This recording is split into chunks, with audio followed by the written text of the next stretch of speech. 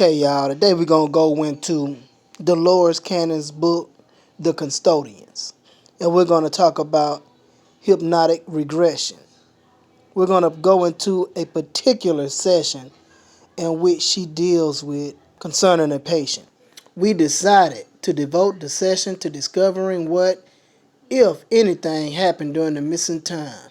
Instead of doing our regular experiments with Nostradamus, she didn't think it would bother her if she would find out something unorthodox had occurred. When we started the session, I took her back to the later part of March 1988, and she immediately entered the scene where she was driving her truck home. Along the way, she discussed her day's work and that she was worried about her mother, who had recently been in a car accident.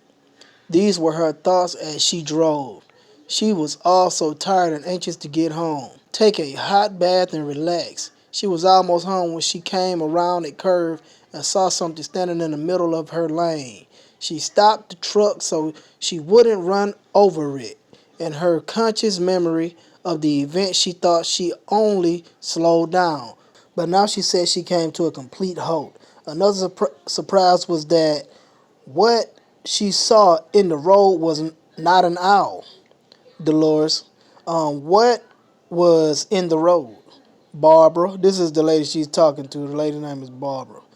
It's hard to say. I suppose if we live in olden times, I would call it an angel. Dolores surprised. An angel? Barbara.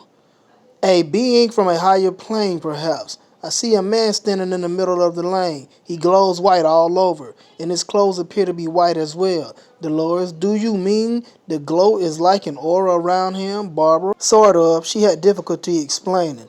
It's kind of like a black and white picture that's been a bit overexposed. You know, very light colored all over and white radiating out from it. Dolores, is not like a glow from a light? Well, it's hard to describe because it's sort of like that and it's sort of like an aura.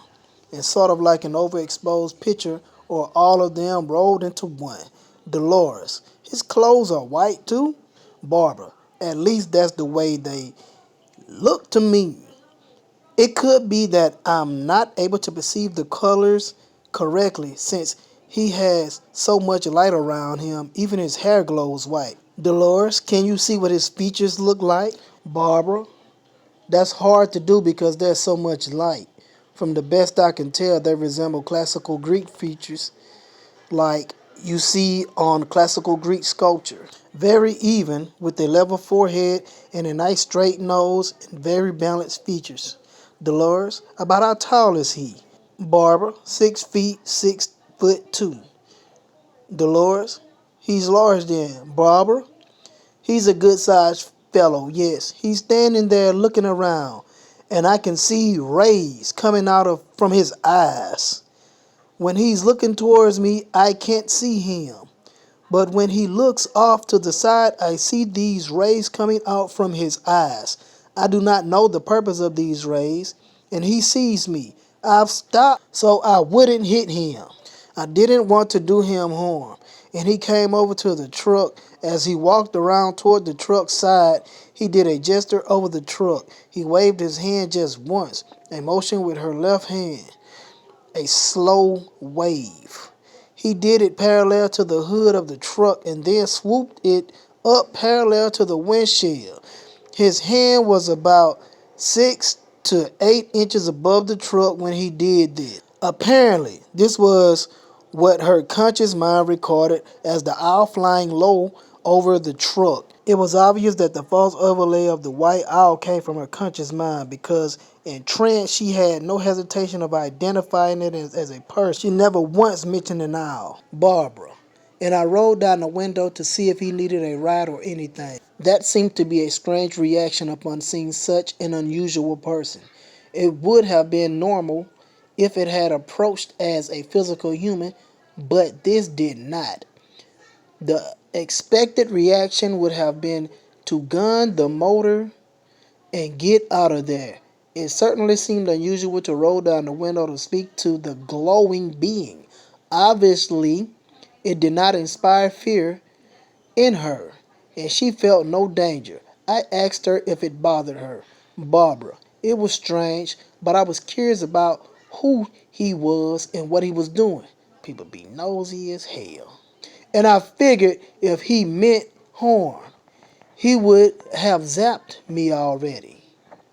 I figured with him glowing so much and with light coming out of his eyes, if he wanted to zap me from where I was standing, he probably could. Dolores, so you were not afraid of him, Barbara? Well, I was apprehensive, maybe a little nervous, but I wasn't panicked or anything like that. And I asked him if he needed some help or if he needed a ride somewhere.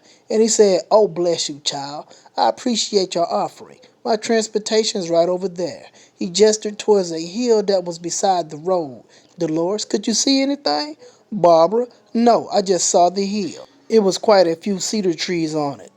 From the way he gestured, I got the feeling that if there was anything there, it would be on the far side of the hill, maybe just over the crest, where it would be out of sight anyway. I have driven that road many times going to Brenda's house, and after this experience, I took particular note of that hill.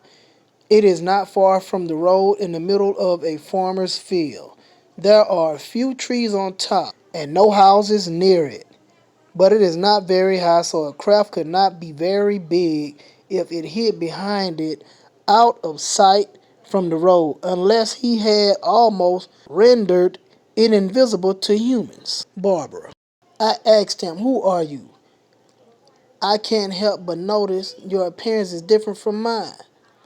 Are you an extraterrestrial visitor or are you from a higher plane?" And he said he was from the Council of Elders. I asked him, "What is this council?" Councils are usually to advise or to run a group or something.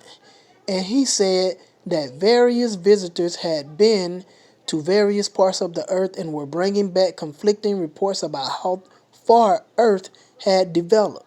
There is a group that is in favor of open contact with humankind, and there is another group that is in favor of leaving humankind in ignorance, as it is now.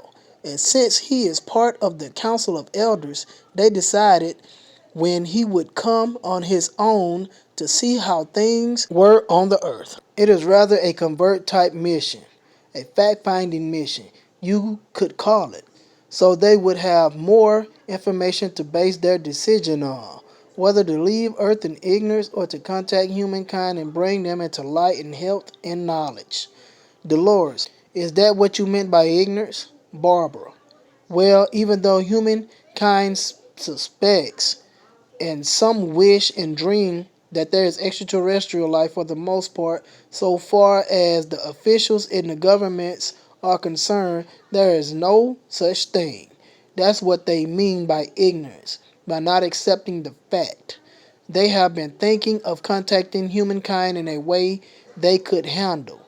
That also would prove beyond a doubt that there is extraterrestrial intelligence, and they're living their own lives until such time as humankind catches up with enough to be able to join them. Dolores, is he having this communication with you by speaking words? Barbara, not really. I guess you could call it vocalized telepathy.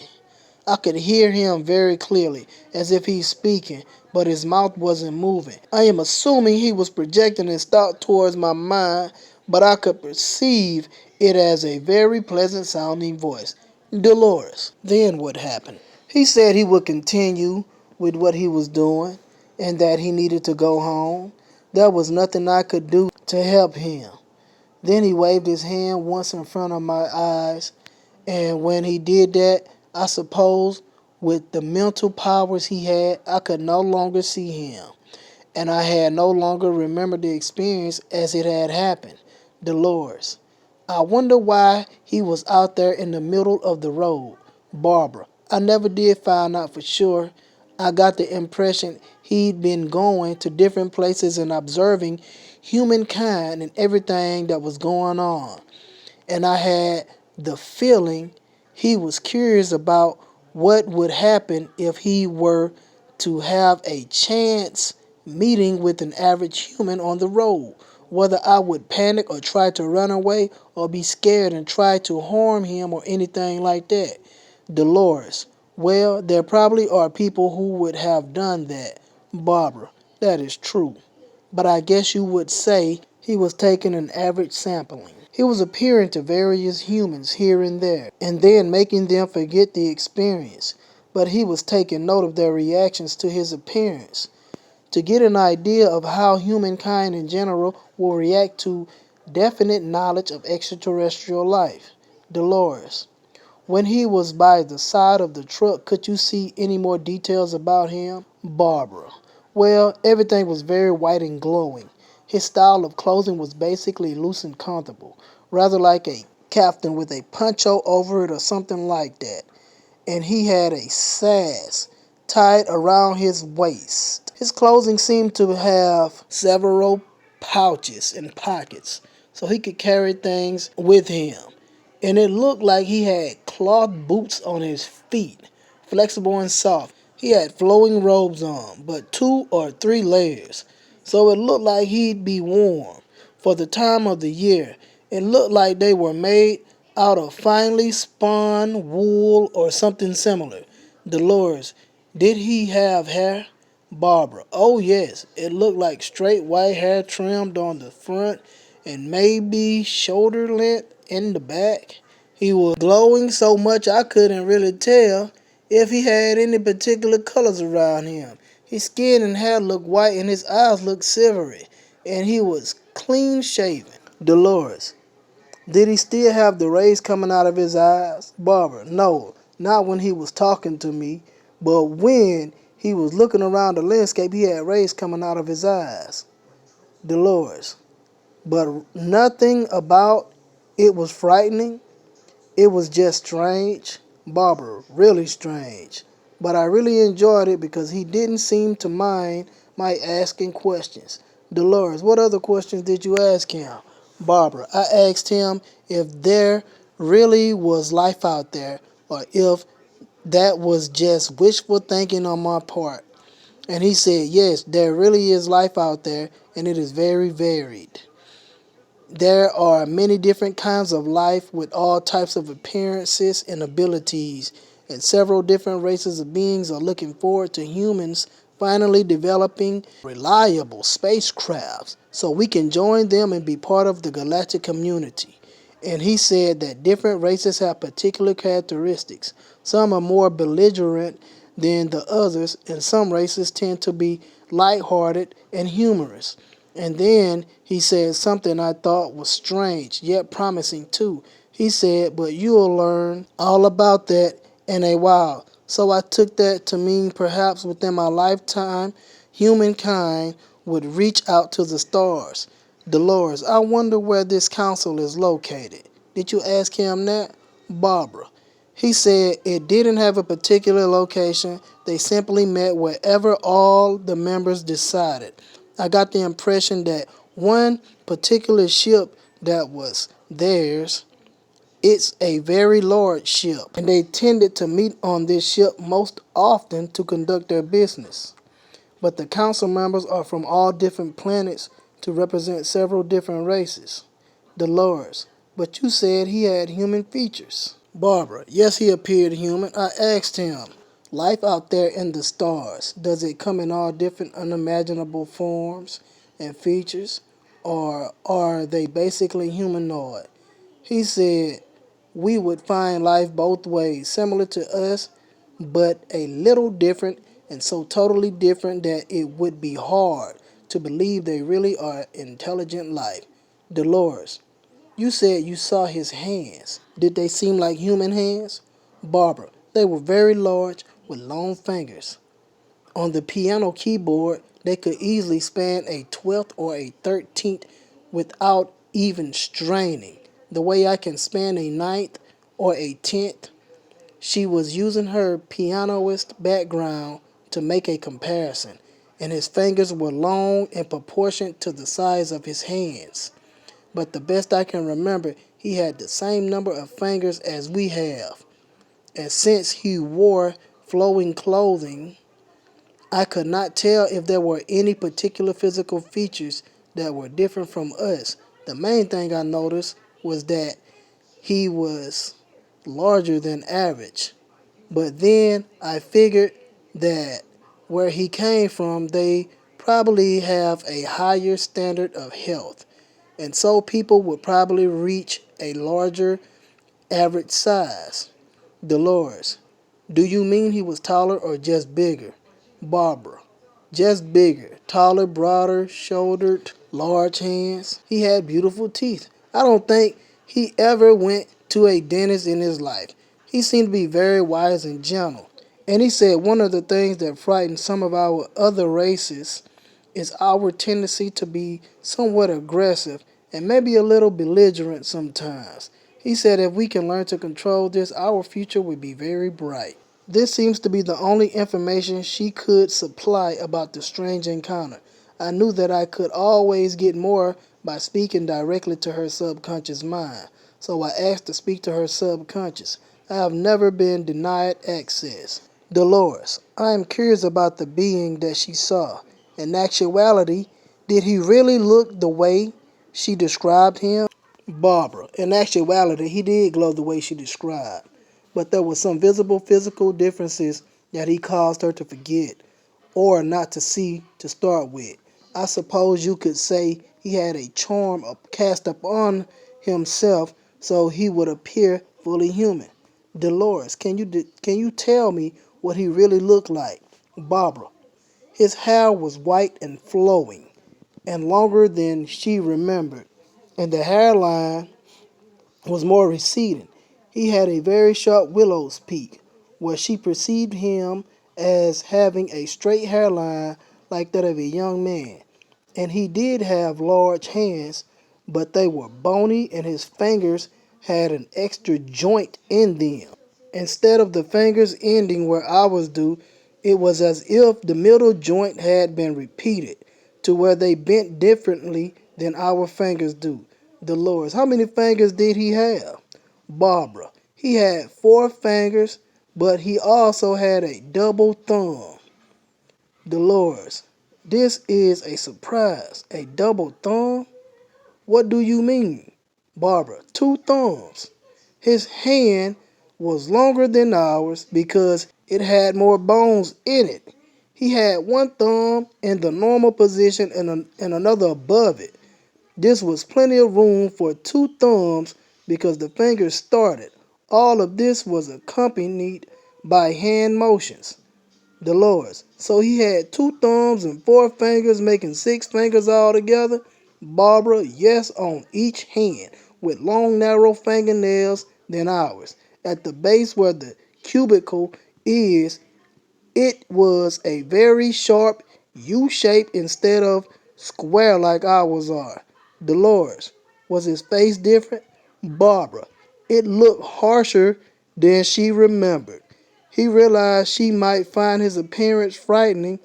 His eyes were very large and glaring because of the power emanating from them, with very bushy eyebrows above them.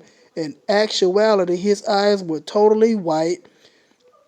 There was no iris or pupil to be seen.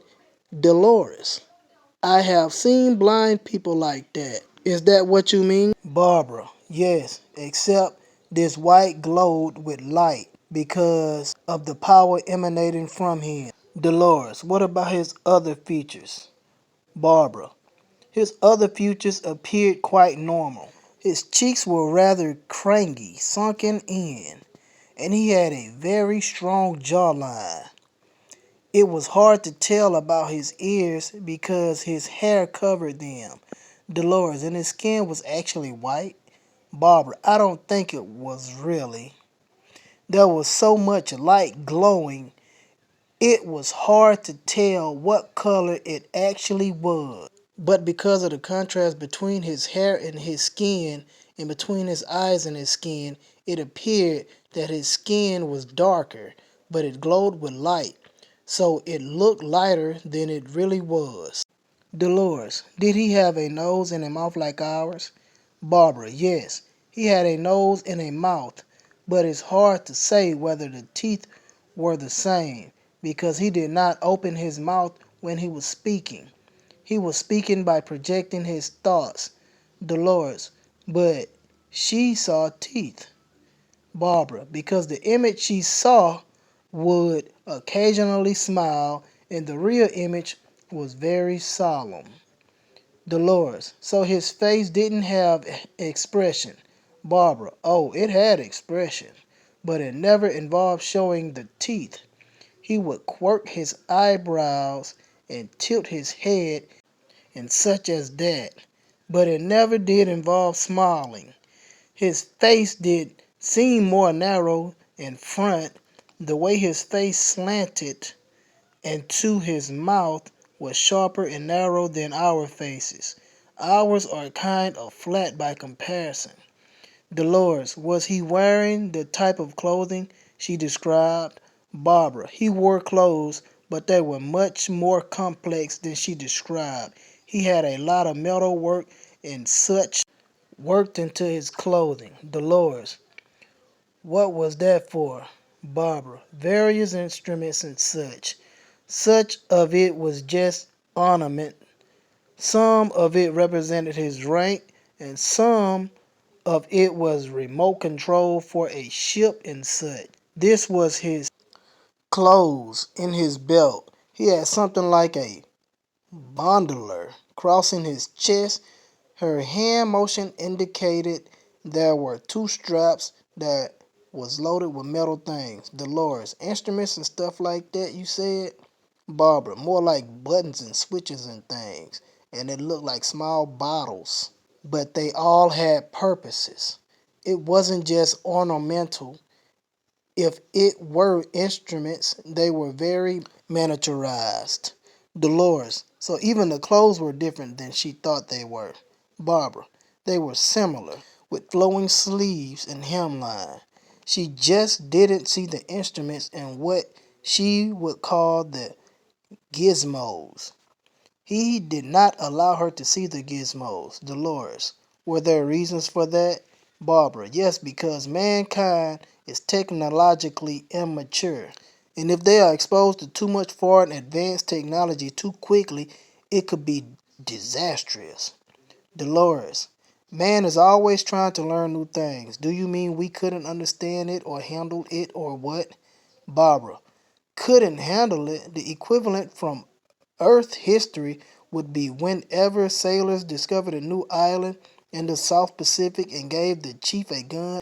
The chief was proud of his gift and waved it around saying, hey, look what I have. And it accidentally went off and hurt somebody because he didn't have the knowledge of how to take care of it and use it. Dolores, I'm thinking of the word discipline. Barbara, no, that's not the right sense. He didn't have the understanding of how something would be applied. Because once you understand how something should be applied, the discipline comes naturally.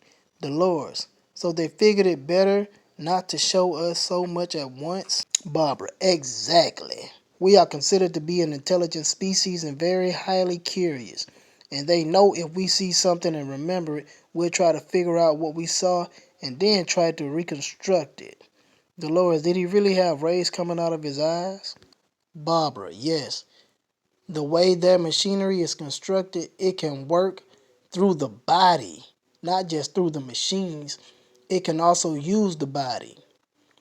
And the rays coming out of his eyes could have been from either a machine that was scanning the landscape to analyze what things were made of, or it could have been rays from a machine that was turned to find a particular element of something. There are many different things it could have been. Now, with that being said, we're going to pick up with part 2. Until next time, to be continued. May the force be with you.